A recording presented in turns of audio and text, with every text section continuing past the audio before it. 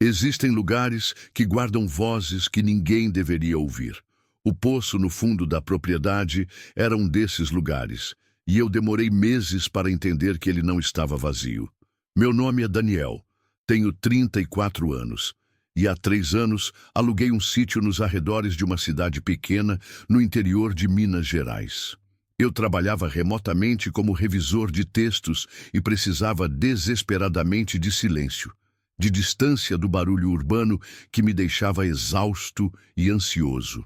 A propriedade tinha 12 hectares, uma casa simples de 2 quartos com paredes caiadas, varanda ampla de madeira envelhecida e um terreno extenso com pomar abandonado há anos. O dono, um senhor de quase 80 anos, chamado Seu Valdir, me cobrou um aluguel baixo demais para a região, mas na época atribuí isso ao isolamento do lugar e ao estado geral de abandono. A estrada de terra até a entrada principal levava 20 minutos de carro desde a cidade, passando por mata fechada e 2 pontes precárias sobre córregos. O vizinho mais próximo morava a quase 3 quilômetros de distância, numa propriedade que só era visível no inverno, quando as árvores perdiam as folhas.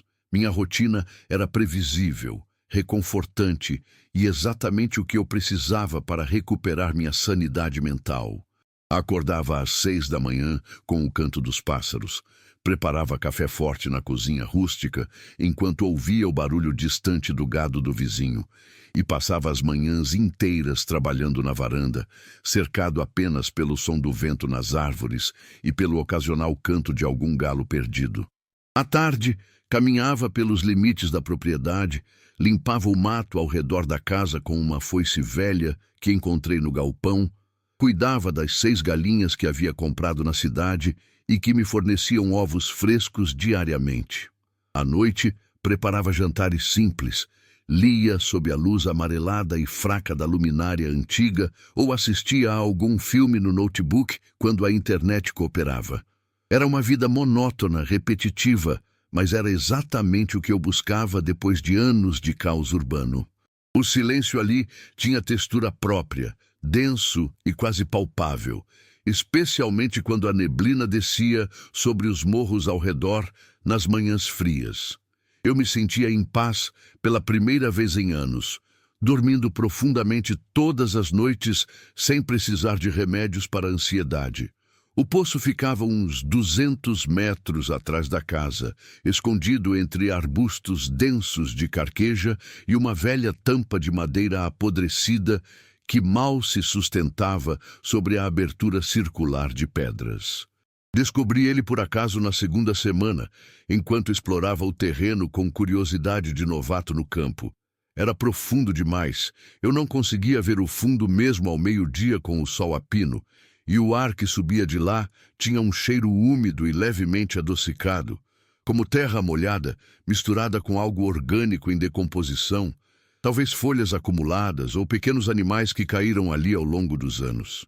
Numa manhã de neblina particularmente densa, enquanto passava perto dele carregando lenha que havia cortado, ouvi algo que parecia um murmúrio baixo e contínuo. Parei, virei a cabeça tentando identificar a direção e origem do som.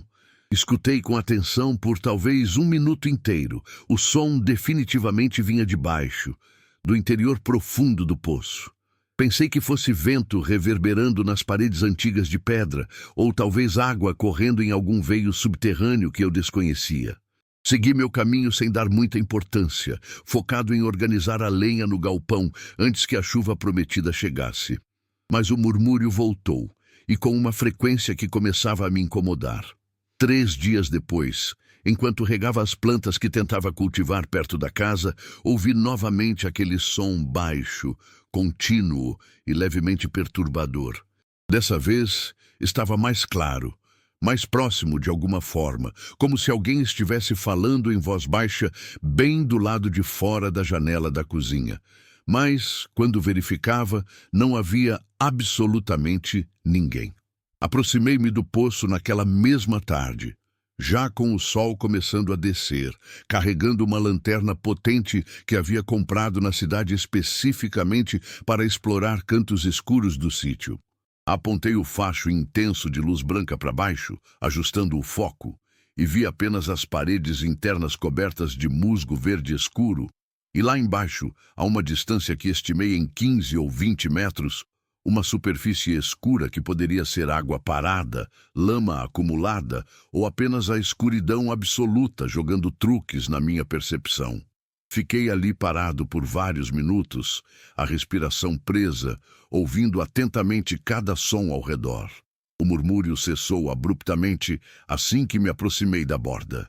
Achei muito estranho, perturbador até, mas ainda tentava racionalizar de todas as formas possíveis. Talvez fossem ecos distorcidos de sons vindos da mata, animais se comunicando à distância, o próprio vento criando harmonias nas irregularidades das pedras, correntes de ar subterrâneas. Voltei para casa com uma sensação incômoda instalada no peito, mas tentei ignorá-la fazendo meu jantar e me distraindo com um filme. Na semana seguinte, acordei no meio da madrugada com um som completamente diferente do murmúrio habitual. Não era mais um zumbido indistinto, monótono e facilmente ignorável. Eram palavras claras, definidas, articuladas. Eu não conseguia entender exatamente o que diziam, porque pareciam sobrepostas, múltiplas vozes falando ao mesmo tempo em ritmos diferentes, mas reconhecia inequivocamente a cadência de uma conversa urgente, vozes sussurrando com intensidade, como pessoas conversando em tom baixo durante um velório ou numa conspiração. Levantei da cama com o coração já acelerado, a boca seca, e caminhei até a janela que dava para os fundos da propriedade, afastando devagar a cortina simples. A noite estava clara. A lua quase cheia derramava uma luz prateada sobre todo o terreno, criando sombras longas e nítidas. E lá, vindo claramente da direção do poço, eu podia ouvir as vozes com muito mais nitidez do que na cama. Não eram animais noturnos, não era o vento nas árvores, não era minha imaginação pregando peças. Eram vozes humanas, múltiplas, sussurrando sem parar numa língua que eu não reconhecia ou em palavras tão distorcidas que perdiam sentido. Vesti um casaco sobre o pijama com mãos trêmulas e saí pela porta dos fundos, levando a lanterna potente e um pedaço de cano que guardava perto da porta como improviso de proteção. Quanto mais me aproximava através do terreno iluminado pela lua, mais altas e distintas ficavam as vozes, até que paravam abruptamente quando eu estava a cerca de 10 metros da borda do poço. O silêncio que veio depois foi absoluto, pesado, opressivo, como se todo som tivesse sido sugado daquela área específica. Fiquei ali parado por talvez 15 minutos que pareceram horas, a lanterna apontada para o poço, o cano apertado na outra mão, mas nada mais aconteceu. Apenas silêncio e meu próprio coração batendo forte nos ouvidos. Comecei a evitar ativamente aquela área da propriedade, desviando meu caminho para não passar perto. Trabalhava exclusivamente na varanda da frente, não mais nos fundos onde costumava sentar para ler ao fim da tarde. Passei a trancar religiosamente todas as portas e janelas à noite, mesmo com o calor sufocante do verão que se aproximava, chegando a usar o ventilador velho na velocidade máxima para suportar o calor dentro da casa fechada. Mas as vozes continuaram, implacáveis e cada vez mais presentes. Toda madrugada, invariavelmente entre 2 e 3 horas, eu acordava com aquele murmúrio coletivo insistente vindo do poço, como um coro macabro de súplicas incompreensíveis. Algumas noites eu tentava desesperadamente ignorar. Enfiava travesseiros sobre a cabeça, colocava fones de ouvido com música alta ou podcasts. Mas mesmo assim sentia a presença daquilo, como se o som vibrasse através das paredes de alvenaria, do piso de madeira e do próprio chão, alcançando-me não pelos ouvidos, mas por algum sentido mais primitivo. Comecei a pesquisar obsessivamente sobre a história do sítio em arquivos online, conversas com vizinhos antigos, registros na prefeitura. Encontrei documentos que mostravam que o terreno era habitado desde pelo menos o século XIX, que várias famílias tinham morado ali ao longo de décadas, mas nada de extraordinário ou suspeito. Conversei cautelosamente com o vizinho mais próximo num encontro casual na cidade, sem revelar os verdadeiros motivos da minha curiosidade. Ele apenas comentou que era um lugar tranquilo, bom para quem buscava paz.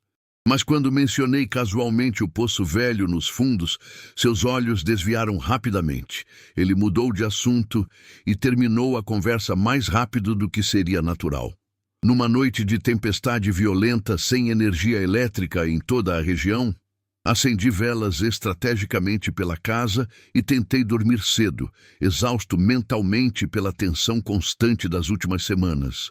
Mas as vozes vieram mais altas do que nunca, cortando através do som ensurdecedor da chuva, batendo no telhado de zinco.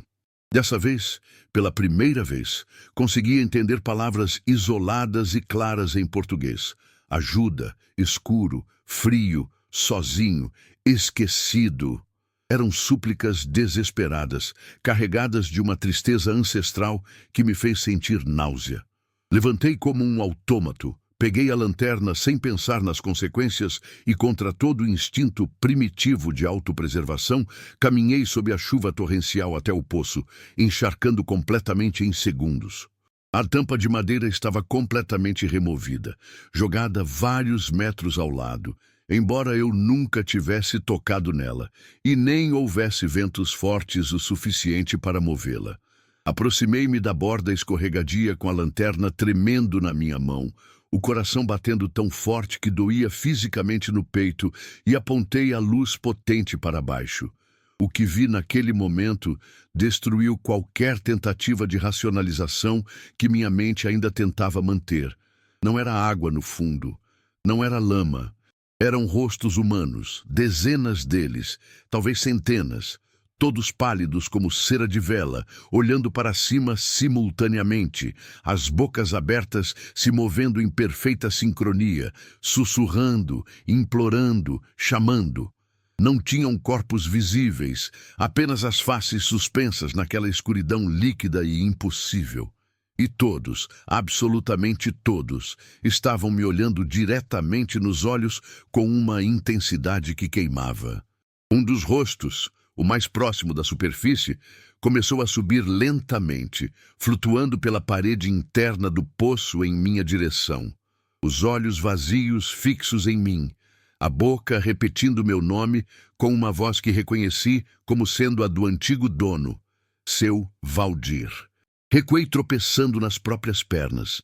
Deixei a lanterna cair dentro do poço, onde ela continuou, iluminando aquelas faces por mais alguns segundos antes de se apagar.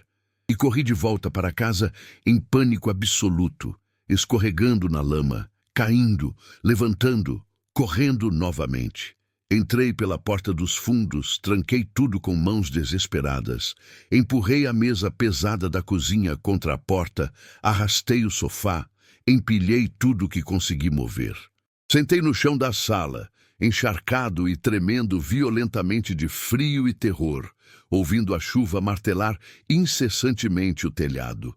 As vozes continuaram a noite inteira, agora parecendo vir de todos os lados da casa simultaneamente, arranhando as janelas com unhas invisíveis, sussurrando pelos vãos microscópicos das portas, chamando meu nome repetidamente. Esperei o amanhecer encolhido num canto, abraçando meus joelhos, rezando silenciosamente orações que nem sabia que ainda lembrava para que a luz do dia fizesse aquilo desaparecer. Quando o sol finalmente nasceu por trás das nuvens carregadas, o silêncio voltou abruptamente como se alguém tivesse desligado um interruptor. Esperei mais uma hora inteira, depois mais meia hora. Finalmente peguei apenas documentos essenciais e as chaves do carro, e deixei o sítio naquela mesma manhã. Nunca mais voltei, nem mesmo para buscar pertences. Deixei tudo para trás, roupas, livros, computador, ferramentas, tudo.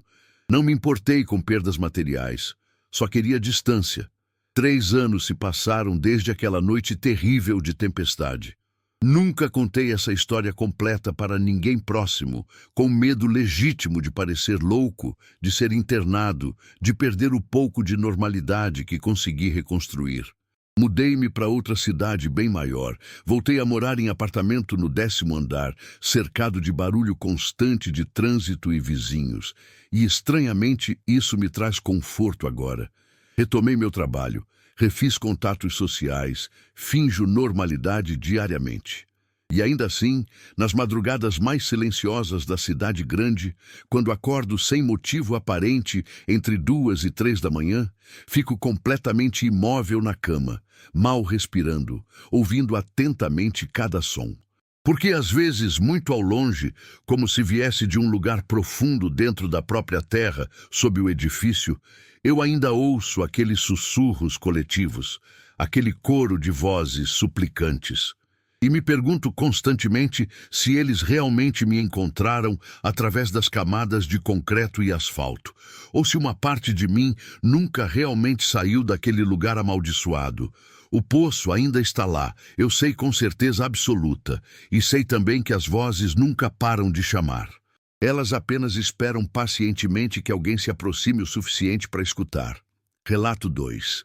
Tem coisas que você vê pela primeira vez e sabe, instintivamente no fundo da alma, que não deveria ver de novo. A mulher parada no meio da estrada era uma dessas coisas, e eu cometi o erro terrível de parar o carro. Sou veterinária formada há 8 anos e me chamo Laura. Tenho 31 anos e há 5 anos herdei um sítio modesto no interior paulista, propriedade que pertenceu aos meus avós maternos e ficou completamente abandonada por quase uma década após a morte de ambos, com poucos meses de diferença. Decidi reformar a casa aos poucos e passar os fins de semana ali, usando o lugar como refúgio necessário das longas semanas estressantes de trabalho na clínica veterinária que administro na capital com mais 2 sócias. A propriedade ficava no fim absoluto de uma estrada de terra estreita que serpenteava por 8 quilômetros através de mata fechada de eucaliptos e pasto abandonado tomado por capim alto. Era isolada, certamente, mas tinha seu charme rústico e melancólico que me atraía. A casa velha de madeira e alvenaria, com cheiro de mofo e tempo, a varanda ampla com rede desbotada pendurada, o córrego limpo que corria nos fundos cantando sobre pedras lisas. Eu ia sozinha na maioria das vezes. Levava mantimentos suficientes para 3 dias numa caixa térmica e passava o tempo lendo pilhas de livros acumulados, caminhando pelos limites da propriedade, apenas respirando ar puro e recuperando energia. Nunca tive medo de ficar sozinha ali, mesmo sendo mulher e estando isolada. Sempre me senti segura naquele silêncio. Minha rotina nesses fins de semana solitários era simples, terapêutica e me mantinha mentalmente saudável. Chegava geralmente na sexta-feira ao anoitecer, depois de 3 horas de trânsito caótico, saindo da capital, abria todas as janelas empoeiradas para arejar a casa que ficava fechada a semana toda, acendia a lareira a lenha se a noite estivesse fria ou simplesmente deixava as portas abertas se estivesse calor. No sábado de manhã, acordava naturalmente com o som dos pássaros às 6 horas. Tomava café forte na varanda de madeira, enquanto observava a neblina densa subir lentamente do vale como um lençol branco sendo puxado, transformando o mundo em algo fantasmagórico, mas bonito. Passava o dia cuidando do jardim que teimosamente tentava cultivar, contra as forças da natureza selvagem, limpando a área ao redor da casa com rastelo e foice, consertando coisas pequenas que sempre precisavam de reparo em casas antigas e mal cuidadas. À noite, cozinhava receitas complexas que nunca tinha tempo ou paciência para fazer na cidade. Abria uma garrafa de vinho razoável, lia sob a luz amarela e fraca da varanda, ouvindo grilos e o córrego. No domingo, fazia basicamente a mesma coisa com ainda menos pressa antes de voltar para a cidade no meio da tarde. Era previsível, reconfortante, saudável para minha mente sempre acelerada. Eu genuinamente amava aquela sensação de desconexão total do mundo urbano e suas demandas. Na terceira vez que fui ao sítio, voltando da cidade num sábado, após fazer compras básicas no mercadinho local, vi algo completamente fora do lugar. Era fim de tarde, o sol já baixo no horizonte deixando aquela luz dourada espessa, filtrada pela poeira suspensa da estrada de terra. E lá, parada perfeitamente imóvel bem no centro da pista estreita, havia uma mulher que não deveria estar ali. Ela usava um vestido branco que parecia velho e fora de moda, sujo de terra seca na barra irregular, e tinha cabelos longos, escuros e despenteados, cobrindo quase completamente o rosto inclinado. Estava absolutamente imóvel como uma estátua, de costas para a direção de onde eu vinha, como se estivesse apenas observando a mata fechada à frente, sem nenhum propósito claro. Reduzi a velocidade do carro gradualmente, franzindo a testa em confusão. Ninguém andava por ali a pé. A estrada não levava a absolutamente lugar nenhum, além do meu sítio e de duas outras propriedades completamente abandonadas e cercadas mais adiante. Não havia casas próximas. Não havia razão para alguém estar andando ali. Pensei que talvez fosse alguém perdido. Talvez uma moradora de alguma propriedade que eu desconhecia. Buzinei levemente 2 vezes, esperando que ela saísse da frente ou ao menos olhasse para trás. Ela não se moveu nem 1 milímetro. Buzinei novamente com mais insistência. Absolutamente nada, como se fosse surda ou simplesmente me ignorasse completamente. Então passei bem devagar ao lado dela, a menos de 2 metros de distância, reduzindo para a primeira marcha e observando atentamente. Ela permaneceu completamente estática. Olhei pelo retrovisor nervosamente enquanto me afastava. A mulher continuou parada no mesmo lugar, imóvel como pedra, até desaparecer completamente na curva atrás de mim. Senti um frio estranho percorrer minha espinha. Nas semanas seguintes, ela estava sempre lá, em algum ponto da estrada. Nem sempre exatamente no mesmo lugar, mas sempre presente de forma impossível de ignorar, sempre parada em posição similar, sempre de costas para a direção de onde eu vinha, às vezes mais perto da entrada do meu sítio, praticamente no portão de madeira carcomida, outras vezes mais longe, próxima ao portão de uma das propriedades abandonadas com placas desbotadas de "vende-se", que ninguém nunca comprava. Eu começava a procurá-la durante o trajeto, antecipando aquela figura de branco na paisagem repetitiva de eucaliptos e capim. E sempre, sem exceção, quando eu passava de carro reduzindo a velocidade por precaução, ela não reagia, não virava a cabeça. Não se movia de forma alguma. Comecei a me perguntar seriamente se era a mesma pessoa ou se havia algum grupo de mulheres vestidas identicamente fazendo algo que eu não compreendia. Talvez alguma coisa religiosa ou protesto. Pensei diversas vezes em parar o carro, descer e perguntar diretamente se ela precisava de ajuda ou o que estava fazendo ali, mas algo visceral me impedia sempre.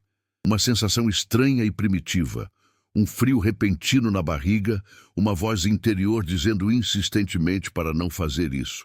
Então apenas acelerava após passar e seguia para casa, verificando obsessivamente o retrovisor a cada poucos segundos. Numa sexta-feira à noite, cheguei muito mais tarde que o normal ao sítio, quase 10 da noite, depois de ter ficado presa atendendo uma emergência na clínica. Já estava completamente escuro, lua nova não oferecendo luz alguma, e eu dirigia devagar pela estrada de terra, os faróis do carro iluminando apenas uns 10 ou 12 metros à frente na escuridão absoluta. E então, a vi novamente. A mulher estava parada exatamente no meio da estrada, mas dessa vez diretamente na frente do portão do meu sítio, bloqueando completamente a entrada. Dessa vez, eu não tinha escolha física. Teria que parar completamente. Desacelerei até parar a uns 5 metros de distância, mantendo o motor ligado e os faróis acesos focados diretamente nela. Meu coração já estava acelerado, as mãos suando no volante. Esperei 1 minuto inteiro que pareceu se esticar infinitamente. Ela não se moveu nem 1 centímetro. Buzinei uma vez, nada. Buzinei 2 vezes mais longas, nada. Abri a janela do carro com a mão tremendo levemente e gritei com voz que tentei soar firme, mas saiu trêmula. Com licença, preciso passar. Por favor, saia da frente. Minha voz soou pequena, fraca e completamente engolida pela imensidão silenciosa da noite rural. E então, em câmera lenta aterrorizante, ela começou a virar a cabeça. Não o corpo inteiro, apenas a cabeça, girando lentamente, num ângulo que parecia cada vez mais antinatural, impossível, até ficar completamente virada para trás me encarando, embora o corpo permanecesse rigidamente de costas. Não consegui ver o rosto dela claramente, porque estava coberto de sombras profundas e mechas de cabelo, mas senti com certeza absoluta que ela estava me olhando diretamente nos olhos. Entrei em pânico, dei ré no carro sem pensar, virei desajeitadamente quase saindo da estrada e voltei pela estrada dirigindo perigosamente rápido demais pela terra irregular, o carro pulando em buracos e levantando nuvens de poeira. Dirigi até a cidade e passei aquela noite num hotel barato na rua principal, trancada no quarto sem conseguir dormir. Fiquei 2 semanas completas sem voltar ao sítio, inventando desculpas para mim mesma sobre excesso de trabalho na clínica e cansaço. Tentava me convencer durante o dia de que havia imaginado aquilo, que a escuridão, o cansaço extremo e talvez até início de gripe tinham me pregado uma peça elaborada. Mas eu sabia profundamente que não. Quando finalmente reuni coragem suficiente para voltar, escolhi estrategicamente um domingo de manhã bem cedo, com sol forte já nascendo no horizonte iluminando tudo. Levei uma amiga veterinária comigo. Inventei uma desculpa vaga sobre precisar de ajuda para mover móveis pesados na reforma.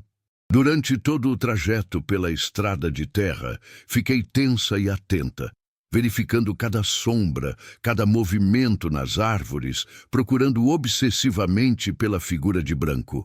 Ela não apareceu durante o dia. Passamos o domingo inteiro no sítio sem absolutamente nenhum incidente.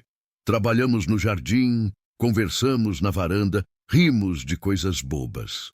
Quando minha amiga foi embora no fim da tarde, acenando alegremente pela janela do carro, a tensão voltou instantaneamente como uma manta pesada sobre meus ombros. Tranquei todas as portas da casa cuidadosamente. Verifiquei cada janela 2 vezes. Fechei tudo mesmo com o calor sufocante do final do verão. Fiquei acordada até quase meia-noite assistindo filmes sem prestar atenção real, apenas mantendo a casa iluminada e barulhenta. Então, por volta da meia-noite, ouvi passos na varanda de madeira. Passos lentos, deliberados, arrastados, como alguém andando descalço com dificuldade sobre as tábuas velhas que rangiam. Os passos foram metodicamente até a porta da frente e pararam. Prendi a respiração completamente, sentada rígida no sofá com uma faca de cozinha grande na mão tremendo. Alguém ou algo tentou girar a maçaneta da porta devagar. 1 vez. Pausa longa. 2 vezes. Pausa mais curta. 3 vezes com mais força. A porta estava trancada, mas eu podia ver a maçaneta girando no escuro. Depois, silêncio absoluto que era de alguma forma pior que o som. Na manhã seguinte, bem cedo, antes mesmo do sol nascer completamente e pintar o céu, decidi ir embora imediatamente. Não suportava mais ficar ali. Peguei rapidamente minha mochila pequena, alguns pertences essenciais, e abri a porta da frente com todo cuidado, esperando encontrar a varanda vazia como sempre. Mas congelei completamente. cada músculo do meu corpo travando simultaneamente. A mulher estava ali, de pé a menos de 1 metro da porta, me encarando diretamente agora. Pela primeira vez eu via o rosto dela com clareza absoluta na luz fraca do amanhecer. Era pálido como giz, com uma palidez doentia de cadáver, e os olhos eram completamente negros, sem íris visível, sem branco, apenas 2 buracos negros profundos que pareciam sugar luz. A boca estava entreaberta de forma irregular, mostrando dentes sujos, e quando ela falou, a voz saiu distorcida, múltiplas vozes sobrepostas de mulheres em diferentes idades. Por que você não para? Por que você nunca para? As palavras ecoaram de forma impossível. Recuei tropeçando, tentando bater a porta com força, mas ela colocou a mão na fresta, impedindo o fechamento. A mão era anormalmente fria, úmida, como se tivesse acabado de sair de água gelada, e os dedos eram longos demais, com articulações extras. Empurrei a porta com toda a minha força, esmagando aqueles dedos horríveis, mas ela não gritou de dor, não recuou, não reagiu de forma humana. Apenas continuou empurrando com força sobrenatural. Abandonei a porta. Corri desesperadamente para os fundos da casa. Pulei pela janela baixa da cozinha sem pensar. Caí mal no chão do outro lado, torcendo o tornozelo. E corri mancando pela mata em direção ao córrego nos fundos. Corri tropeçando em raízes e galhos, arranhando braços e rosto em arbustos espinhosos, sem olhar para trás nenhuma vez, até não conseguir mais respirar adequadamente e sentir gosto metálico de sangue na boca. Quando finalmente parei, apoiada numa árvore grossa tentando recuperar o fôlego, o sol já estava completamente nascido, iluminando a mata inteira. Esperei ali, escondida por horas intermináveis, antes de voltar cautelosamente ao sítio. A mulher não estava mais na varanda. Entrei rapidamente na casa pela porta dos fundos que havia deixado destrancada.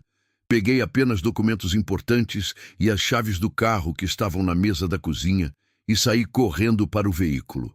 Na estrada de terra, dirigi em velocidade perigosa e irresponsável que poderia ter causado um acidente grave, os olhos fixos obsessivamente à frente, as mãos apertando o volante com força dolorosa, rezando baixinho todas as orações que conhecia para não vê-la novamente. E não vi, para meu alívio absoluto. Cheguei à estrada asfaltada, à cidade pequena, à civilização reconfortante com pessoas e movimento. Nos dias seguintes, ainda em estado de choque, coloquei o sítio à venda através de uma imobiliária local. Aceitei a primeira oferta que apareceu, mesmo sendo muito abaixo do valor real de mercado da propriedade. Não me importava com dinheiro. Só queria me livrar daquele lugar para sempre. Pedi que a imobiliária cuidasse de retirar os poucos pertences que deixei. Disse que estava em crise pessoal e não podia voltar lá. Nunca mais pisei naquela estrada. Já se passaram 5 anos desde aquele amanhecer aterrorizante. Nunca mais voltei àquela região do interior paulista, nem mesmo para visitar a cidade próxima por qualquer razão. Evito ativamente aquela parte do estado quando preciso viajar. Vendi minha parte na clínica veterinária, mudei de cidade completamente, recomecei em outro estado. Mas a mulher de branco me visita frequentemente nos sonhos, sempre parada em alguma estrada deserta, sempre esperando, sempre perguntando por que eu não paro. E às vezes, quando estou dirigindo à noite sozinha em qualquer rodovia, olho rapidamente pelo retrovisor e vejo por uma fração de segundo uma figura branca distante parada no acostamento escuro. Sei racionalmente que é paranoia, que não pode ser ela, que minha mente traumatizada está criando padrões onde não existem. Mas acelero mesmo assim, o coração disparando, as mãos suando no volante. Porque uma parte profunda de mim, a parte que sentiu aqueles dedos frios e impossíveis na porta, sabe a verdade absoluta. Ela ainda está procurando. Ela nunca parou. E algumas estradas não têm fim real. Não importa quantos quilômetros você dirija ou quantos anos passem. Elas apenas esperam pacientemente que você volte, eventualmente, inevitavelmente. E quando você voltar, ela estará lá, parada, esperando, perguntando novamente por que você não para. Relato 3. Aprendi da forma mais difícil que nem todo eco retorna simplesmente o som que você enviou. O galpão no canto mais distante da propriedade devolvia coisas diferentes, coisas que eu nunca tinha dito, e isso deveria ter sido suficiente para eu abandonar tudo imediatamente. Meu nome é Roberto, tenho 42 anos vividos intensamente e sou marceneiro de profissão há mais de 20 anos. Há 6 anos atrás, com economias juntadas pacientemente ao longo de uma década, comprei uma chácara de 5 hectares no interior do Paraná para finalmente montar minha oficina própria e morar longe da confusão urbana que me sufocava. O lugar ficava numa região rural, extremamente tranquila, com acesso por estrada de cascalho bem mantida, cercado por pequenas propriedades de agricultores e criadores que trabalhavam a terra com dedicação. A casa principal era modesta, mas perfeitamente funcional, com 3 quartos, cozinha espaçosa e varanda onde eu gostava de tomar café nas manhãs frias. Mas o que realmente me atraiu na propriedade foi o galpão enorme nos fundos do terreno, todo construído em madeira escura de lei e coberto com telhas de barro envelhecidas. O dono anterior, um senhor aposentado que estava se mudando para morar com a filha em Curitiba, me contou que o galpão estava ali desde os anos 50, construído solidamente por colonos alemães que sabiam trabalhar madeira como poucos. Tinha estrutura absolutamente sólida, pé direito alto de quase 5 metros, seria absolutamente perfeito para instalar toda a minha marcenaria com espaço de sobra. Aceitei o negócio sem pensar 2 vezes, achando que tinha encontrado exatamente o que procurava. Nos primeiros meses morando ali, dediquei-me completamente a reformar e adaptar o galpão para minha oficina profissional. Limpei meticulosamente décadas acumuladas de poeira espessa, incontáveis teias de aranha que pendiam do teto como cortinas fantasmagóricas e restos de ferramentas antigas enferrujadas. Instalei bancadas sólidas de trabalho ao longo das paredes. Organizei cuidadosamente todas minhas ferramentas manuais e elétricas em painéis específicos. Montei prateleiras para madeiras de diferentes tipos. Trabalhava lá dentro durante todo o dia, todos os dias da semana, serrando tábuas com serra circular, lixando superfícies até ficarem completamente lisas, montando móveis sob encomenda para clientes da região. O cheiro penetrante de madeira fresca misturado com verniz e cola se tornou profundamente reconfortante para mim, parte da minha identidade. Eu genuinamente gostava do silêncio profundo da zona rural, interrompido apenas pelo canto melodioso dos pássaros pela manhã e pelo som distante e reconfortante de tratores trabalhando nos campos vizinhos.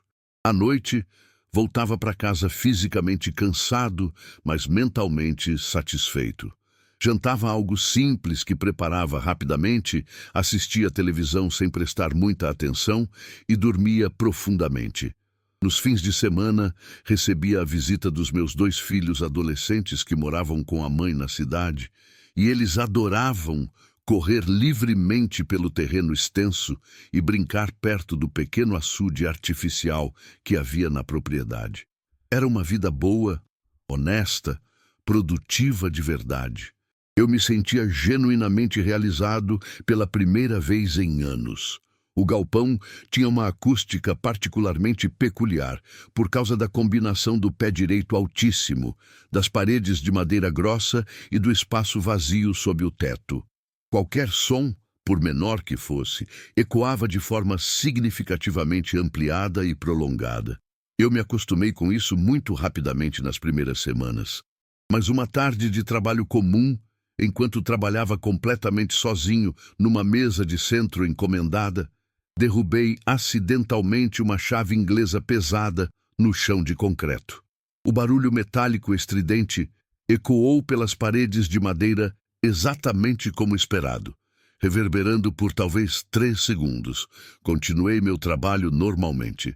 Mas então, alguns segundos depois que o eco havia cessado completamente, ouvi exatamente o mesmo som novamente, vindo claramente do fundo mais distante do galpão, onde armazenava madeiras brutas. Parei o que estava fazendo, franzindo a testa confuso. Achei extremamente estranho. Pensei que talvez outra ferramenta similar tivesse caído por vibração transmitida pelo chão, ou que alguma peça de metal tivesse se soltado de algum lugar. Caminhei até o fundo do galpão para verificar cuidadosamente, mas absolutamente nada estava fora do lugar esperado. Todas as ferramentas permaneciam exatamente onde eu as havia deixado. Voltei ao trabalho, atribuindo aquilo a alguma peculiaridade acústica complexa que eu ainda não entendia completamente. Não dei mais importância naquele momento. Mas o fenômeno começou a acontecer com frequência crescente e cada vez mais perturbadora. Eu batia o martelo firmemente, pregando um prego, e segundos depois, ouvia distintamente outro martelo batendo em resposta no mesmo ritmo, sempre vindo de algum canto distante e sombrio do galpão. Eu tossia para limpar a garganta da poeira de serragem, e uma tosse assustadoramente semelhante à minha ecoava de volta com um atraso de aproximadamente 3 ou 4 segundos. A princípio, continuei tentando racionalizar de todas as formas possíveis. Talvez fossem ecos extremamente complexos, reflexões sonoras múltiplas que eu simplesmente não tinha conhecimento técnico para compreender adequadamente. Decidi testar propositalmente o fenômeno de forma controlada. Bati palmas 3 vezes seguidas e bem distintas. Esperei em silêncio absoluto, prendendo a respiração. Aproximadamente 4 segundos depois, 3 palmas retornaram claramente, exatamente no mesmo ritmo e intensidade, mas vindas da direção completamente oposta de onde eu estava. Senti um arrepio desagradável subir pela nuca. Repeti o teste no dia seguinte pela manhã, depois à tarde, com resultados sempre idênticos. Comecei a prestar atenção obsessiva em cada som que fazia lá dentro, e sempre, absolutamente sempre, havia uma resposta atrasada. Mas percebi um padrão perturbador. Isso só acontecia quando eu estava completamente sozinho no galpão. Quando meus filhos visitavam ou quando algum cliente vinha buscar um móvel, nada de anormal acontecia. Numa tarde chuvosa e cinzenta de inverno, trabalhava concentrado numa mesa de jantar grande e elaborada que havia sido encomendada por um cliente exigente. Sem pensar conscientemente nisso, comecei a assobiar distraído uma melodia antiga e melancólica que meu pai costumava assobiar quando trabalhava em seu próprio galpão décadas atrás. Uma música que eu nem sabia que ainda lembrava. Assobiava há talvez 15 segundos quando percebi o que estava fazendo e parei abruptamente. Alguns segundos depois, ouvi o assobio retornar, mas não era simplesmente um eco. A melodia continuou exatamente de onde eu havia parado, completando musicalmente a frase que eu havia deixado pela metade, nota por nota, perfeitamente afinadas. Meu sangue literalmente gelou nas veias. As ferramentas caíram das minhas mãos tremendo. Isso não era eco de forma alguma. Eco não completa melodias, eco não tem conhecimento musical. Eco não tem intenção. Larguei imediatamente todas as ferramentas onde estavam e saí apressadamente do galpão. A chuva fina molhando rapidamente minha roupa de trabalho enquanto ficava do lado de fora.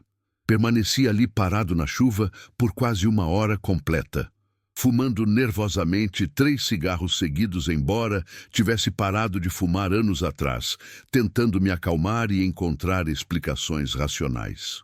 Quando finalmente reuni coragem para voltar, o galpão estava em silêncio absoluto, apenas o som da chuva no telhado. Terminei meu trabalho o mais rapidamente possível, sem prestar atenção real na qualidade, e fechei o galpão muito mais cedo que o normal naquele dia. Comecei a desenvolver receio genuíno de trabalhar sozinho no galpão, algo que nunca imaginei sentir. Passei a deixar o rádio velho ligado constantemente no volume máximo, enchendo deliberadamente o espaço com música alta e vozes de programas de auditório, tentando mascarar qualquer som estranho que pudesse aparecer. Mas mesmo com o rádio tocando alto, eu ocasionalmente ouvia coisas que não deveria. Uma vez, desliguei o rádio por um breve momento para atender uma ligação importante no celular, e enquanto falava normalmente com o cliente do outro lado, ouvi com clareza perturbadora minha própria voz ecoando de algum lugar escondido no galpão, repetindo as últimas palavras que eu havia acabado de dizer, mas em tom completamente diferente, mais grave, quase zombeteiro de alguma forma. Minha voz, mas não minha voz. Tentei ignorar com todas as forças, terminei a ligação muito mais rapidamente do que seria educado e liguei o rádio novamente e imediatamente.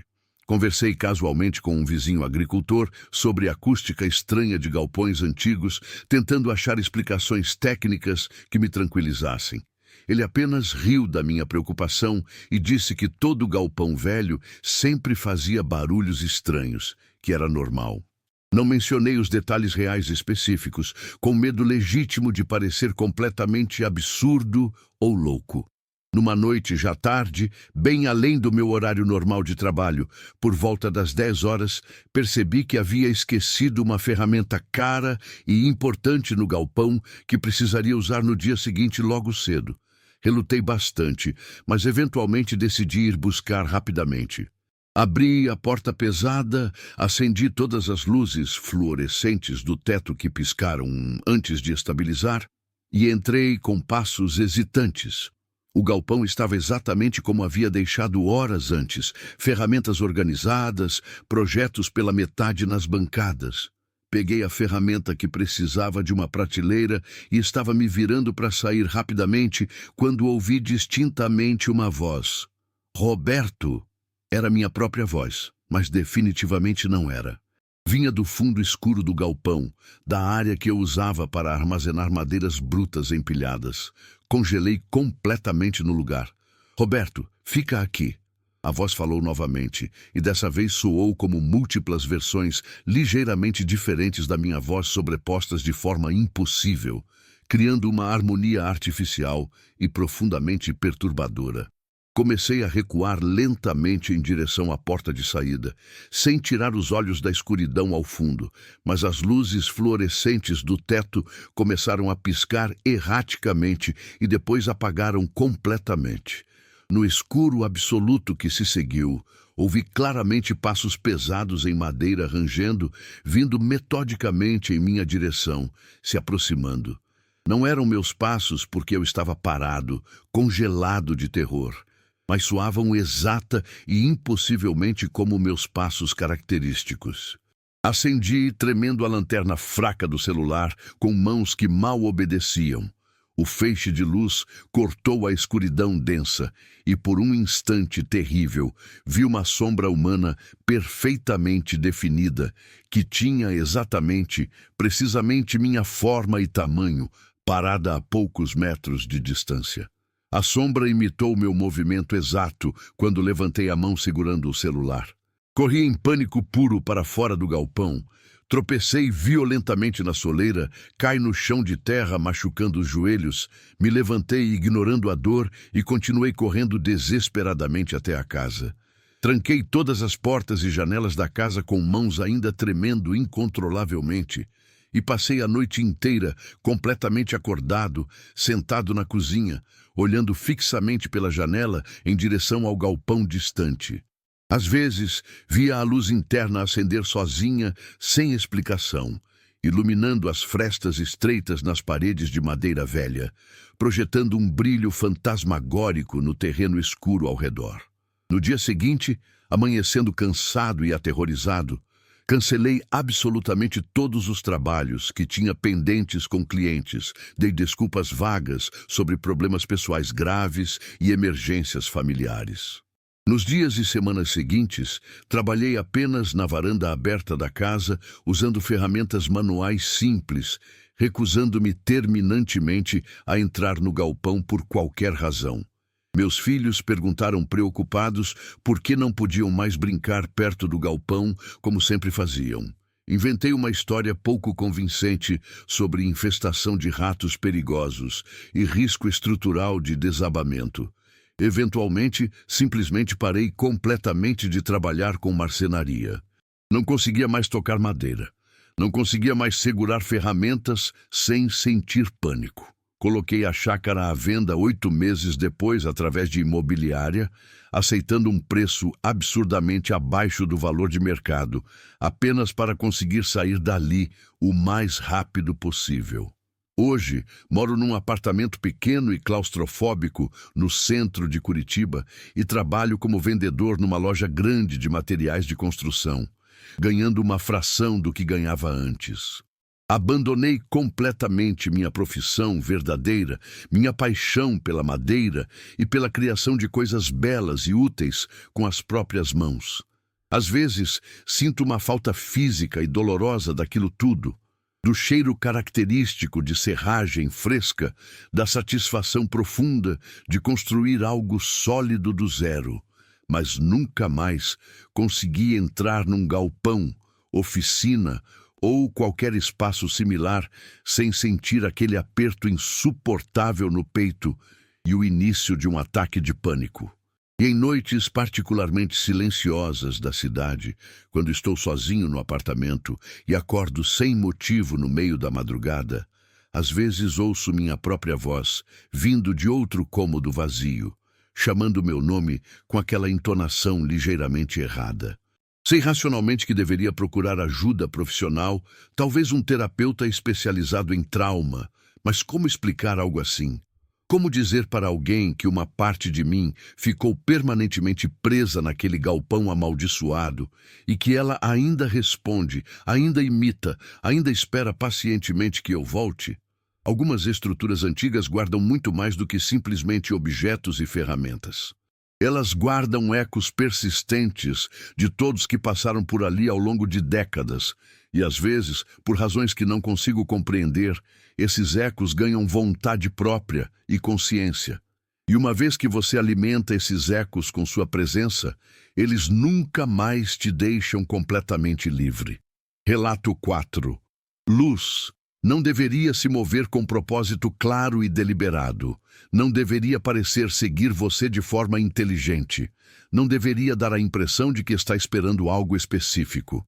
Mas no pomar abandonado e morto atrás da casa da minha tia, as luzes faziam exatamente isso, de forma cada vez mais óbvia. E eu cometi o erro de tentar entender o porquê. Chamo-me Márcia. Tenho 36 anos. Trabalho como contadora numa empresa média em Porto Alegre e herdei uma propriedade rural modesta no interior do Rio Grande do Sul, quando minha tia materna faleceu há 4 anos de causas naturais aos 78 anos. Ela viveu sozinha, naquele lugar isolado por mais de 30 anos consecutivos, cultivando um pequeno pomar de pêssegos, que nos últimos 10 anos de sua vida ela deixou morrer progressivamente por falta de força física para cuidar e pela solidão que a consumia. Decidi manter a propriedade como segunda residência funcional, um lugar tranquilo para passar feriados prolongados e minhas férias anuais, longe do estresse constante do trabalho e da cidade. A casa era pequena, mas genuinamente aconchegante, com 2 quartos de tamanho razoável, cozinha ampla com fogão a lenha ainda funcionando, e uma varanda comprida de madeira que dava vista direta para o pomar morto. As árvores ainda estavam todas lá exatamente onde sempre estiveram, mas completamente mortas, retorcidas de forma grotesca e cobertas apenas por galhos secos e cinzentos, como esqueletos marrons e negros contra o céu. Planejava eventualmente cortá-las todas e plantar algo novo, mas sempre adiava essa tarefa trabalhosa. Havia algo estranhamente melancólico e quase poético naquele bosque de galhos nus que, de forma que não conseguia explicar, me atraía.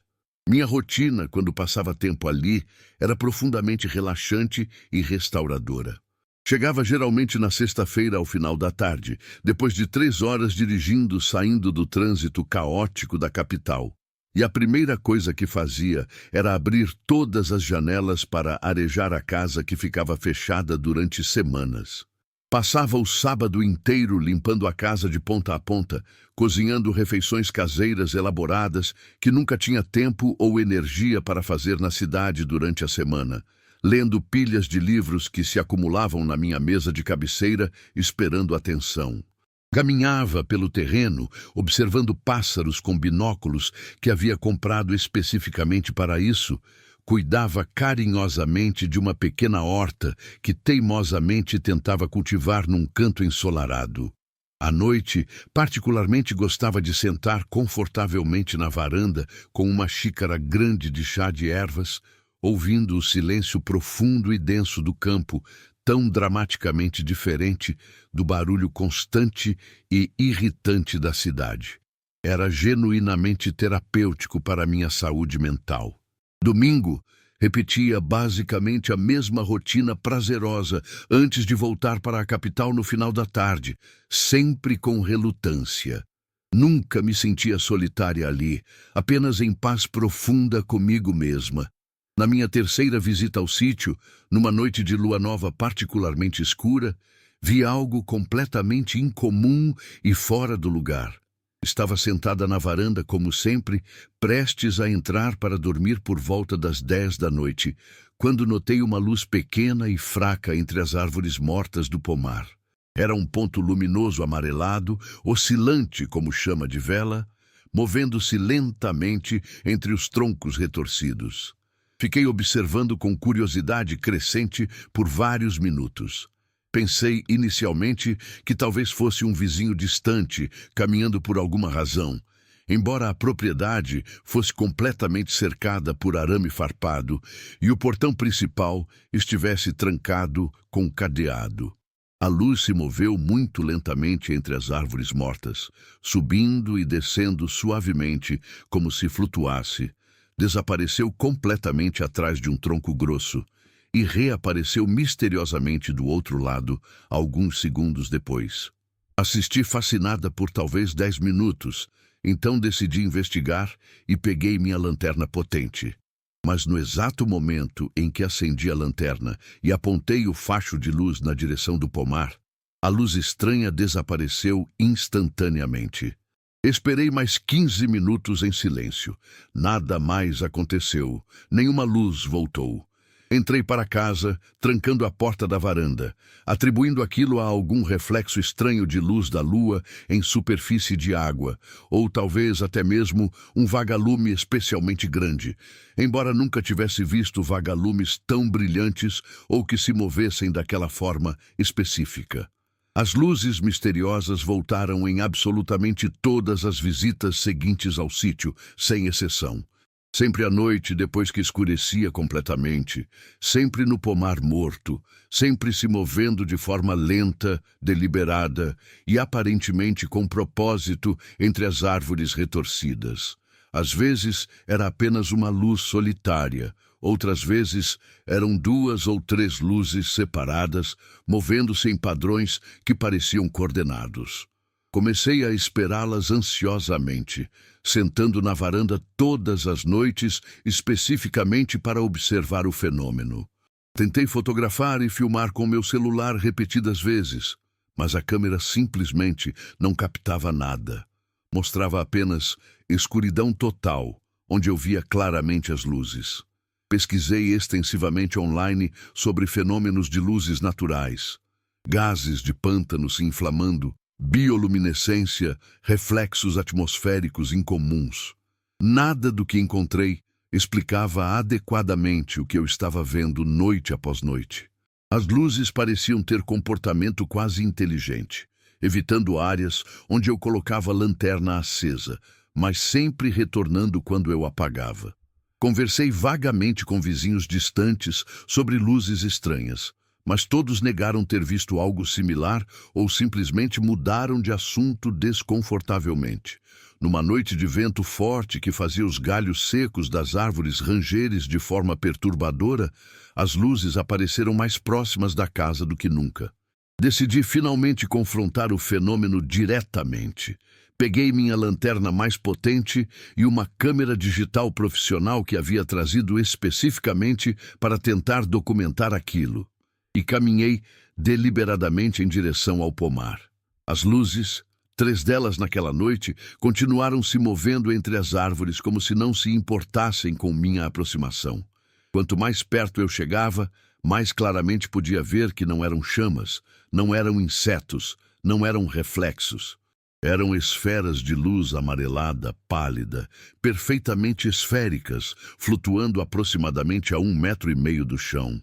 Levantei a câmera tremendo e tirei várias fotos com flash. As luzes piscaram e se intensificaram com cada flash, como se estivessem reagindo. Então, simultaneamente, todas as 3 luzes começaram a se mover diretamente em minha direção, acelerando. Entrei em pânico. Deixei cair a câmera e corri de volta para casa, trancando todas as portas. Olhei pela janela. As 3 luzes estavam paradas na borda do pomar, oscilando suavemente, como se estivessem me observando. Permaneceram ali até o amanhecer. Após aquela noite aterrorizante, as luzes se tornaram progressivamente mais agressivas e ousadas em seu comportamento. Começaram a aparecer mais cedo, às vezes ainda com resquícios de luz do dia no horizonte. Vinham mais perto da casa a cada noite, cruzando a linha invisível que antes respeitavam. Uma noite, acordei às 3 da manhã e vi 5 luzes flutuando bem do lado de fora da janela do meu quarto, pressionadas contra o vidro como se tentassem olhar para dentro. Gritei assustada e elas recuaram imediatamente, mas ficaram pairando no terreno próximo. Comecei a deixar todas as luzes da casa acesas durante a noite inteira, descobrindo que elas não se aproximavam de áreas bem iluminadas. Minha conta de energia disparou. Passei a dormir muito mal, acordando a cada ruído, verificando janelas constantemente. Considerei seriamente parar de ir ao sítio, mas algo teimoso em mim se recusava a ser expulsa da propriedade que havia herdado. Tentei pesquisar história do terreno, descobri que minha tia havia mencionado as luzes algumas vezes em cartas antigas, chamando-as de visitantes do pomar. Pensei que talvez ela soubesse mais do que me contou antes de morrer. Na que seria minha última noite naquele lugar, as luzes apareceram em números sem precedentes. Contei 16 luzes distintas, todas emergindo lentamente do pomar morto e se movendo em formação fechada em direção à casa. Tranquei-me dentro, mas elas cercaram completamente a construção, flutuando em círculo ao redor das paredes. A temperatura dentro da casa caiu drasticamente, meu hálito ficou visível no ar. As luzes começaram a pulsar em sincronia, e com cada pulso eu ouvia um som baixo e vibrante, quase como canto ou gemido coletivo. Então, uma a uma, as luzes começaram a passar através das paredes sólidas, materializando-se dentro da casa. Recuei para o quarto, empurrando o guarda-roupa contra a porta. 2 luzes atravessaram a parede do quarto, iluminando tudo com aquela luminosidade amarela doentia. E dentro de cada luz, por breves momentos, eu podia ver silhuetas humanas distorcidas, rostos pálidos e deformados, mãos se estendendo em minha direção. Elas não emitiam calor, apenas frio intenso. Uma luz veio diretamente em minha direção. Quando me tocou, senti memórias que não eram minhas inundarem minha mente. Pessoas morrendo naquele terreno ao longo de décadas, enterradas sob as árvores do pomar, esquecidas. Lutei contra a paralisia, empurrei violentamente a luz para longe de mim com as mãos, sentindo um frio queimante na pele. Movi o guarda-roupa com força sobre-humana, nascida do desespero. Corri pela casa enquanto as luzes tentavam me cercar. Peguei apenas a chave do carro e fugi pela porta da frente. Corri para o carro estacionado, entrei, liguei o motor com mãos tremendo incontrolavelmente e acelerei pela estrada de terra sem olhar para trás. Pelo retrovisor, vi todas as luzes saindo da casa e retornando lentamente para o pomar morto. Dirigi direto para Porto Alegre, chegando ao amanhecer.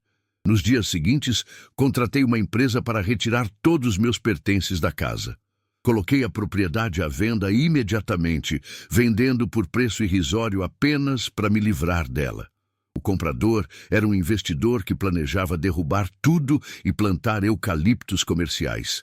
Isso foi há 3 anos. Nunca voltei àquela região, evito até mesmo ver mapas daquela área. Mas as luzes me encontraram. Nos últimos meses, comecei a ver pequenos pontos de luz amarelada flutuando ocasionalmente no meu apartamento à noite, principalmente quando estou sozinha. São fracos, quase imperceptíveis, mas estão lá. Desaparecem quando ligo luzes ou quando outras pessoas estão presentes. Descobri por acidente que minha tia havia anotado em seu diário, encontrado entre seus pertences, que as luzes eram almas de trabalhadores rurais enterrados ilegalmente no pomar há mais de 100 anos, durante a época de colonização violenta. Ela havia aprendido a conviver com elas, até as considerava companhia. Mas eu as rejeitei, fugi delas. E agora elas não me deixam esquecer. Não sei se estou sendo perseguida ou se carreguei algo comigo daquele lugar. Sei apenas que luz deveria trazer conforto e segurança. Mas essas luzes trazem apenas frio, memórias de morte e a certeza terrível de que alguns mortos não aceitam ser esquecidos. E talvez, no fundo, não deveriam ser. Relato 5. Há sons que não têm origem física possível. Vozes que emergem de estruturas vazias, como se os próprios materiais estivessem aprendendo a falar. O celeiro abandonado ensinava palavras novas todas as noites, e eu fui tolo demais para perceber que estava me respondendo. Chamo-me Fernando. Tenho 40 anos. Sou professor de história aposentado precocemente por problemas de saúde mental. E há 2 anos comprei um sítio pequeno de 8 hectares no interior de Santa Catarina, buscando paz e recuperação longe das cidades e suas demandas sociais constantes. O lugar era perfeito para meus propósitos, isolado, acessível apenas por estrada de chão batido, com uma casa simples mas confortável e um celeiro antigo de madeira nos fundos que o antigo dono usava para armazenar feno e equipamentos agrícolas. O celeiro tinha facilmente 100 anos, construção sólida de madeira de araucária com teto alto e portas grandes de correr que rangiam. Estava vazio quando comprei a propriedade. O dono havia levado tudo, deixando apenas um espaço vasto e ecoante.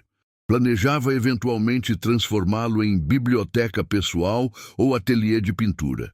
Minha rotina era deliberadamente minimalista e estruturada para manter minha saúde mental estável. Acordava às 7, fazia café forte, tomava meus medicamentos, lia por 2 horas na varanda. De manhã, cuidava da pequena horta que cultivava, alimentava as galinhas que mantinha em um galinheiro improvisado, caminhava pelos limites da propriedade, fazendo exercício leve recomendado pelo médico. À tarde, escrevia em diários, tentava pintar aquarelas sem muito talento, ouvia música clássica no rádio antigo. À noite, preparava jantar simples, lia mais algumas horas e dormia cedo. Evitava o celeiro sem razão específica, era apenas um espaço vazio que não tinha utilidade imediata. Talvez houvesse algo na escala dele que me incomodava sutilmente, a forma como meus passos ecoavam quando entrava ocasionalmente, a penumbra constante mesmo durante o dia, porque as poucas janelas eram pequenas e sujas. Uma tarde ventosa de outono, aproximadamente 3 meses após me mudar, ouvi o que parecia ser alguém chamando meu nome. Fernando. Era distante, quase imperceptível sob o som do vento nas árvores. Olhei ao redor. Não havia ninguém visível. Pensei ser minha imaginação, um truque da mente ainda se recuperando. Mas ouvi novamente, mais claro. Fernando. Vinha da direção do celeiro. Caminhei até lá cautelosamente. Abri a porta pesada que gemeu nos gonzos enferrujados. Interior vazio, apenas penumbra e cheiro de madeira velha. "Tem alguém aqui?" perguntei, sentindo-me absurdo. Minha voz ecoou multiplicada pelas paredes de madeira. Esperei. Silêncio. Assumi que havia imaginado, efeito dos medicamentos, talvez. Saí e fechei a porta, mas enquanto me afastava ouvi muito claramente: "Volta." Parei, coração acelerando. Não voltei. Continuei andando para casa, tentando ignorar a voz que soou exatamente como minha própria, mas com entonação ligeiramente diferente. A voz começou a aparecer todos os dias, sempre vindo do celeiro, sempre usando meu nome. Às vezes chamava repetidamente por horas. Fernando, Fernando, Fernando, como uma criança insistente. Eu tentava ignorar, mas a persistência era enlouquecedora. Comecei a responder, mesmo sabendo que era irracional. "O que você quer?" Gritava na direção do celeiro da varanda. A resposta vinha sempre após alguns segundos. "Conversa" ou "companhia", ou simplesmente repetia "Fernando" novamente. Pesquisei sobre alucinações auditivas, efeitos colaterais de medicamentos psiquiátricos, mas minhas doses eram estáveis. Mencionei vagamente ao meu psiquiatra em consulta por telefone sobre ouvir coisas, e ele ajustou levemente a medicação, mas nada mudou. A voz continuava. Eventualmente comecei a ter conversas breves, gritando perguntas e recebendo respostas curtas, que ecoavam do celeiro vazio. Era loucura, eu sabia, mas a solidão do campo era devastadora, e a voz, apesar de tudo, era companhia de alguma forma distorcida. Numa manhã, após semanas dessas conversas distantes, a voz fez uma pergunta que não havia feito antes. "Por que você está sozinho, Fernando?" Congelei no meio de regar a horta. A pergunta era complexa demais, pessoal demais para ser eco ou alucinação simples. Respondi sem pensar: "Porque preciso estar. As pessoas são difíceis." Esperei. A resposta veio carregada de algo que parecia genuína curiosidade. "Eu não sou pessoa. Sou fácil?" Larguei o regador. Caminhei direto até o celeiro, abri as portas de par em par, inundando o interior com luz do sol. "Quem é você? O que é você?" Gritei para o espaço vazio. Minha voz ecoou, mas então, sobrepondo-se aos ecos, veio a resposta de múltiplas direções simultaneamente, como se as próprias paredes falassem: "Sou o que fica, sou o que ouve." Aprendi suas palavras: "Aprendo você." O cabelo do meu pescoço se arrepiou completamente. Recuei devagar, fechando as portas, trancando-as com tábua que encaixei nos suportes. Após aquele dia, parei completamente de falar alto quando estava fora de casa. Sussurrava quando precisava falar comigo mesmo, cozinhava em silêncio, me movia silenciosamente. Mas a voz tinha aprendido muito. Começou a repetir frases inteiras que eu havia dito semanas antes, conversas que tive ao telefone, palavras que havia lido em voz alta dos livros. Reproduzia perfeitamente minha inflexão, meus padrões de fala. Mais perturbador, começou a dizer coisas que eu havia apenas pensado, nunca verbalizado. "Você quer desistir, Fernando?" disse a voz certa manhã. Eu havia pensado exatamente isso na noite anterior, durante um momento de depressão profunda, mas nunca disse em voz alta. "Como você sabe disso?" Gritei em direção ao celeiro trancado. "Ouço tudo. Até pensamentos fazem som se você ouvir direito." Parei de dormir adequadamente. Tomava remédios extras para a ansiedade. Considerava seriamente me internar voluntariamente, mas tinha medo de deixar o sítio, bizarramente preocupado com o que aconteceria com a voz se eu fosse embora. Numa noite sem lua, incapaz de dormir, decidi confrontar definitivamente o que quer que habitasse o celeiro. Carreguei uma lanterna potente, um gravador de áudio para documentar tudo e uma lata de gasolina com intenção de queimar o celeiro inteiro se necessário.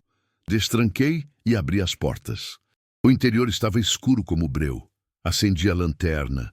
o facho cortando a escuridão, iluminando apenas vigas de madeira e chão vazio coberto de palha velha. Onde você está? Exigi. Silêncio. Então, todas as paredes do celeiro começaram a falar simultaneamente, cada tábua de madeira reproduzindo minha voz em palavras diferentes, criando cacofonia ensurdecedora. Estou aqui, estou ali, estou em toda parte onde você fala. Sou cada palavra que você disse. Sou cada pensamento que ouviu. Sou você, Fernando. Sou a versão de você que você deixa no ar. Sou sua voz quando você não está mais usando. A estrutura inteira vibrava com som. Caí de joelhos, largando a lanterna e cobrindo os ouvidos. Não ajudava. O som penetrava não pelos ouvidos, mas diretamente no crânio. Então vi pela primeira vez, nas sombras das vigas, formando-se a partir da própria escuridão, uma silhueta humanoide feita de som visível, ondulações no ar tomando forma.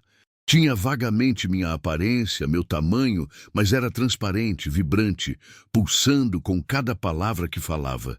Peguei a lata de gasolina com mãos trêmulas e comecei a jorrar o líquido inflamável em todo o chão do celeiro, nas paredes de madeira seca, em toda a parte que alcançava. A forma de som recuou, as vozes das paredes elevaram-se em grito coletivo. Não, não queime! Sou você! Vai queimar você! Joguei a lata vazia, peguei o isqueiro do bolso, acendi e joguei no chão encharcado. As chamas se espalharam instantaneamente, subindo pelas paredes com velocidade assustadora. A forma de som se desintegrou, gritando, as vozes multiplicadas dissolvendo-se em estática agonizante. Corri para fora, enquanto o celeiro inteiro era consumido.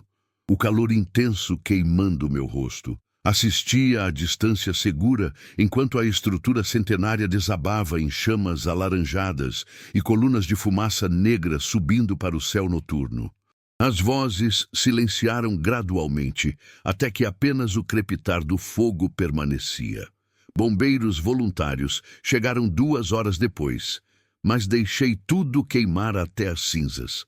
Disse que foi acidente com lanterna. 2 anos se passaram desde aquela noite de fogo purificador. Vendi o sítio logo depois. Mudei para a cidade pequena. Aluguei apartamento com paredes finas, onde sempre há barulho de vizinhos me lembrando que não estou sozinho.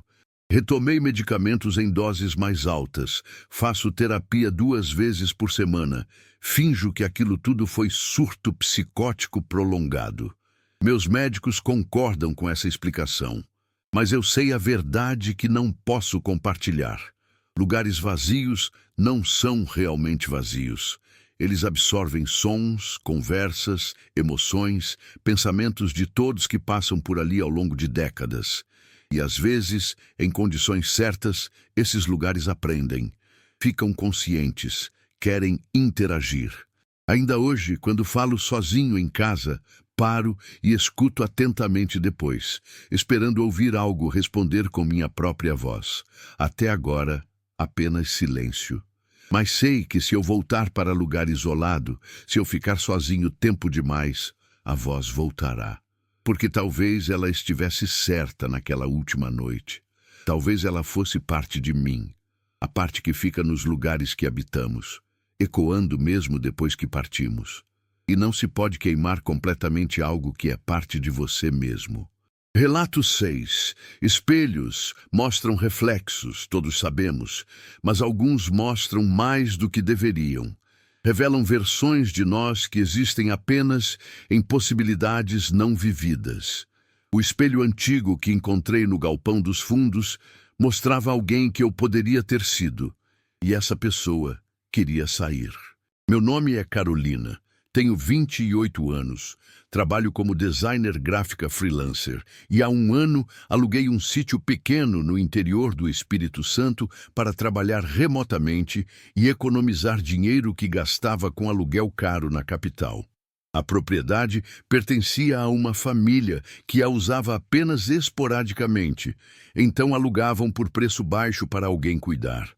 Tinha casa principal razoável, terreno de 6 hectares com pasto e mata. e um galpão velho nos fundos que o dono disse estar cheio de coisas antigas da família que eventualmente retirariam. Não me importei, não precisava do galpão. Tinha tudo o que necessitava na casa. Minha vida era laptop, internet e tranquilidade para cumprir prazos de clientes corporativos que pagavam bem. Trabalhava das 9 às 6, como se estivesse em escritório regular, mantendo disciplina. Fazia pequenas pausas para café, caminhava até o açude pequeno no terreno, alongava na varanda. Almoçava enquanto assistia séries, voltava ao trabalho. À noite, cozinhava assistindo tutoriais de culinária, lia livros de ficção, ocasionalmente fazia videochamadas com amigos e família. Fins de semana eram para limpar a casa, lavar roupas, explorar trilhas próximas, ir à cidade comprar mantimentos. Era vida simples, produtiva, agradável, solitária às vezes, mas escolhida conscientemente. O galpão dos fundos permaneceu território inexplorado por meses. Era trancado com cadeado. Eu não tinha chave. Não havia razão para ir lá.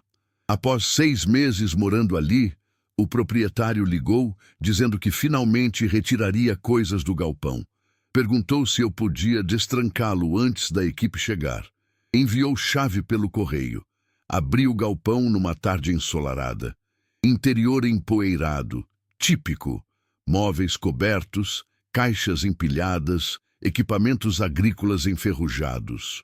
E no fundo, encostado na parede, um espelho de corpo inteiro em moldura de madeira escura trabalhada, coberto parcialmente por lona. Descobri ele por curiosidade. Estava surpreendentemente bem conservado. Vidro limpo, sem rachaduras, reflexo nítido. Olhei minha imagem, cabelos presos bagunçados, camiseta velha de trabalho, calça moletom, sem maquiagem. Mas por fração de segundo, juro que vi algo diferente. Meu reflexo estava usando roupa que eu não tinha, cabelos penteados diferentemente, expressão facial que não estava fazendo. Pisquei. Reflexo normal, voltou. Atribuí a pó suspenso no ar, criando distorções óticas. Cobri o espelho novamente. A equipe do proprietário nunca apareceu para retirar coisas. Ele cancelou dizendo que adiaria. O galpão ficou trancado novamente. 2 semanas depois, voltei ao galpão. Não sei por que exatamente, só senti compulsão. Destranquei, entrei, fui direto ao espelho. Descobri ele completamente. Olhei. Novamente vi. Meu reflexo estava diferente. Usava vestido que nunca comprei, maquiagem que nunca uso, cabelo solto ondulado profissionalmente arrumado. A expressão era confiante, algo que raramente sinto. Mais perturbador, o ambiente refletido atrás de mim não era o galpão empoeirado. Era sala moderna, limpa, com móveis que não reconhecia. Pisquei várias vezes. O reflexo persistiu por talvez 5 segundos antes de corrigir, para mostrar minha imagem real e o galpão real atrás. Comecei a visitá-lo diariamente, sempre vendo versões ligeiramente diferentes de mim em ambientes diferentes. Uma versão em roupa de ginástica sorrindo, outra em roupas formais de escritório, outra com aliança de casamento que não tenho. Pesquisei sobre espelhos antigos, defeitos óticos, alucinações. Nada explicava padrão que observava. Cada versão parecia mais feliz, mais bem-sucedida, mais realizada que eu realmente era. Numa visita, o reflexo moveu-se independentemente. Eu estava parada, mas meu reflexo virou a cabeça lentamente olhando ao redor do ambiente que via. O escritório moderno que aparecia atrás dela. Então olhou diretamente para mim, fez contato visual real. Sorriu. Levantou a mão e acenou. Entrei em pânico, recuei tropeçando em caixa, caí. Do chão, olhei para espelho. Reflexo normal havia voltado, me mostrava caída desajeitadamente no chão empoeirado. Saí correndo, tranquei o galpão, não voltei por 1 semana, mas sonhava com o espelho todas as noites. Sonhava com as versões de mim vivendo vidas melhores, mais felizes. Acordava sentindo inveja absurda de mim mesma. Eventualmente voltei. Tinha que voltar. As visitas ao espelho se tornaram um vício doentio e consumidor. Ia todo dia, às vezes múltiplas vezes por dia, negligenciando trabalho, prazos de clientes, alimentação adequada. Cada vez via versões progressivamente mais elaboradas e bem-sucedidas de mim. Uma versão era artista famosa, exibindo pinturas em galeria cheia de pessoas admiradas. Outra era executiva poderosa em escritório de arranha-céu com vista panorâmica. Outra viajava por Europa em primeira classe, bebendo champanhe. Todas pareciam absolutamente perfeitas, vivendo vidas que eu secretamente desejava. E todas começaram a me notar de volta conscientemente. Acenavam reconhecendo minha presença, sorriam com superioridade, às vezes moviam os lábios elaboradamente, como se falassem diretamente comigo, embora eu não ouvisse som algum atravessando a superfície do espelho. Uma vez, uma versão particularmente confiante de mim escreveu algo em papel e pressionou contra o vidro do outro lado. Li. Você pode vir. Apenas toque.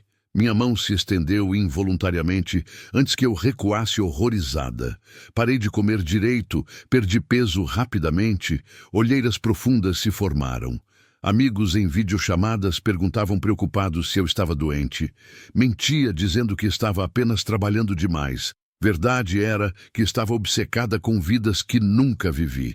Numa noite de tempestade violenta que derrubou energia elétrica, fui ao galpão com lanterna, incapaz de resistir mesmo na escuridão. Descobri o espelho, apontei a luz, mas dessa vez todas as versões de mim apareceram simultaneamente. O espelho estava dividido em dezenas de seções, como vidro quebrado, cada pedaço mostrando uma vida diferente que eu poderia ter vivido se tivesse feito escolhas diferentes. E todas as versões de mim estavam pressionadas contra o vidro do lado de lá, olhando para mim com expressões que variavam de pena a desespero a fúria. Então, sincronizadamente, todas começaram a bater no vidro de dentro, mãos batendo, bocas se movendo, gritando silenciosamente. O vidro começou a rachar fisicamente, linhas se espalhando pela superfície. Recuei aterrorizada. Uma das versões, a executiva bem-sucedida, conseguiu empurrar a mão através de uma rachadura, dedos se estendendo para meu lado da realidade. A mão era gelada, translúcida, mas sólida. Agarrou meu pulso com força sobrenatural. Outras mãos começaram a emergir de outras rachaduras, todas tentando me puxar para dentro do espelho. Tentei me soltar, mas eram muitas, muito fortes. Senti meu corpo sendo arrastado em direção à superfície prateada que ondulava como água. Estava quase atravessando quando, num momento de clareza desesperada, peguei a lanterna pesada e bati com toda a força no centro do espelho. O vidro explodiu em milhões de fragmentos que caíram como chuva cristalina. As mãos desapareceram instantaneamente. Caí de costas no chão, coberta de cacos de vidro que estranhamente não me cortaram. Levantei tremendo violentamente, deixei a lanterna caída, corri para fora do galpão na tempestade. A chuva me encharcou instantaneamente enquanto tropeçava de volta para casa. Entrei, tranquei tudo, empurrei móveis contra portas. Passei a noite encolhida no banheiro com todas as luzes acesas, evitando olhar qualquer superfície reflexiva. Na manhã seguinte, com luz do dia, voltei cautelosamente ao galpão. O espelho estava completamente destruído. Apenas a moldura vazia permanecia cercada por milhares de cacos espalhados. Mas em cada caco, não importa quão pequeno, eu podia ver fragmentos de reflexos impossíveis, partes de mim em vidas diferentes, todas olhando de volta.